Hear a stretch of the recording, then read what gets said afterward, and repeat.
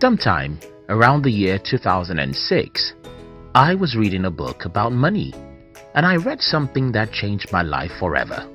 And that is, over $4 trillion roam around the world every day. Now, think about that.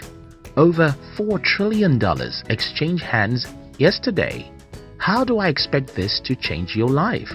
Well, let me try and use a simple analogy. Imagine you were told that 70% of our planet is made up of water. What does it tell you about water? Let's assume something here. Let's pretend all the water in the world is drinkable, but some people are thirsty. Now, think about this. 70% of our planet is filled with water. Let's pretend they are drinkable water, but most people are still thirsty. You'll agree with me that something must be very wrong if the above situation happens. And yes, when it comes to money, something is very wrong. And I think I have some ideas about a few things that are wrong, which I'll try to share with you in today's video. If you're new here, consider subscribing so that you won't miss other interesting videos like this. Money is scarce. I started this video by telling you the story of one of the things that changed my life, and it was very simple. I read in a book in the year 2006 that over $4 trillion exchange hands every day.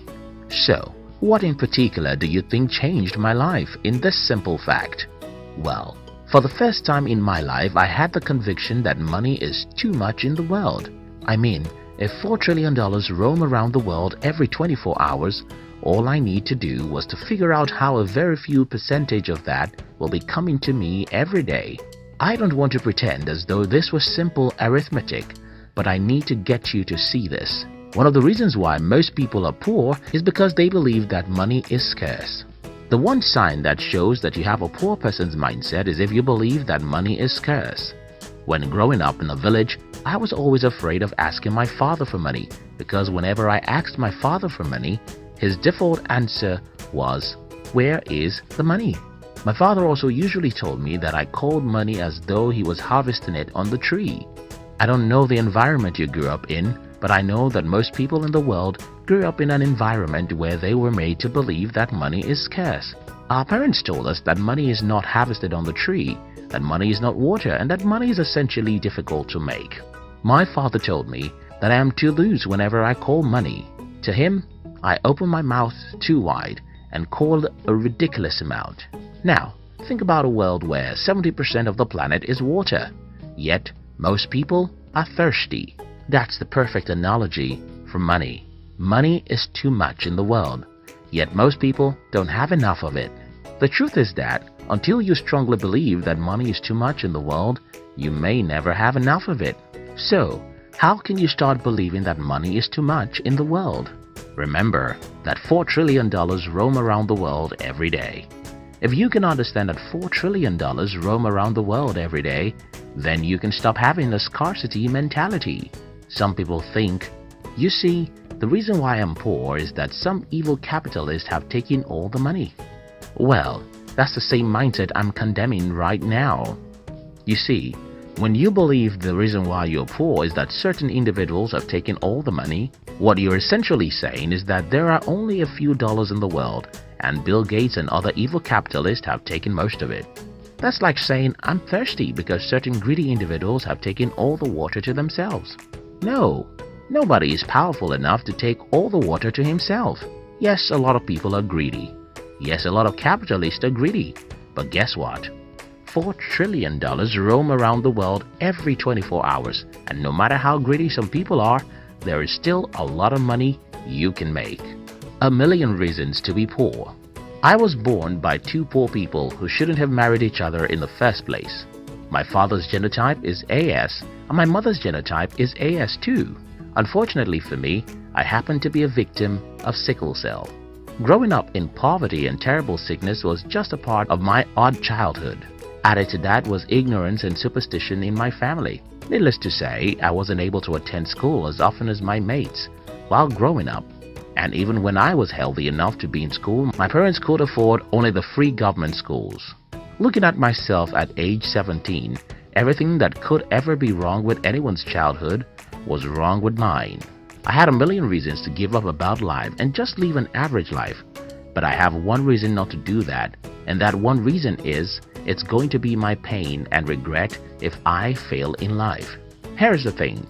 Poor people know a million reasons why they are poor. Rich people know a single reason why they must be rich. It's all about what you decide to focus your attention on. The neuroscientist tells us about reticular activating system, and it simply means that your brain will always concentrate on whatever you ask him to concentrate on. Your eyes will always see whatever you ask them to look for. So if you decide to see the reasons why you are poor, that's a simple instruction for your brain. Your brain is so smart that it will look for a million reasons why you are poor. You'll start seeing how the government policies are stopping you, how your employer is evil, how the economy is bad, and how everything works against you. If, however, you instruct your brain to look for the reason why you must get rich, then you can start seeing other people who were just as disadvantaged as you are and yet overcome every obstacle to become wealthy. If you tend to see reasons why you are poor, you have a poor person's mindset. One way you can deal with this is by listening to inspiring motivational stories and speeches which make you see possibilities instead of obstacles. Our team just launched a channel that can help you achieve this. We call it Hunt TV, and you can subscribe in the description box. What will be, will be. As many people in this channel know, I am an African, and in Africa, the definition of faith for many people is what will be. Poor people tend to believe that those who become rich just happen to have some luck. I have an explanation about this from my life's experience, and I'll tell you a part of the story I told one of my female friends who needed me to tell her about my life. While telling her about my life, I told her that at a point in my life, things started happening so fast that it's like magic.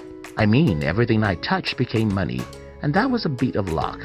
But there's something else you have to understand here, and that is, for 8 years from the day I started as an entrepreneur, every single thing I did failed. So, how do you explain this common experience of anyone who has ever achieved meaningful success?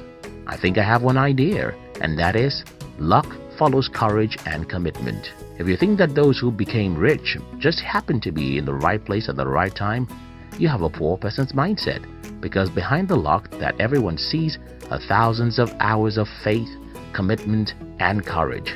Yes, luck does happen. For instance, the night I discovered the idea that changed my life was just an ordinary night. The insight I got, which gave me my first breakthrough in business, would never have come, and that was a bit of luck. But that luck wouldn't have been possible too, if not because I had spent years after years preparing for that day. Here is a summary of this video. If you believe that money is scarce, that's a sign that you have a poor person's mindset. If you know the reasons why you are poor and don't know the reasons why you must be rich, you have a poor person's mindset. If you believe that those who are rich just happen to be lucky and you're waiting for luck to happen, you probably won't find any luck coming to your living room, because luck lives in the desert and only courageous people go there to look for it.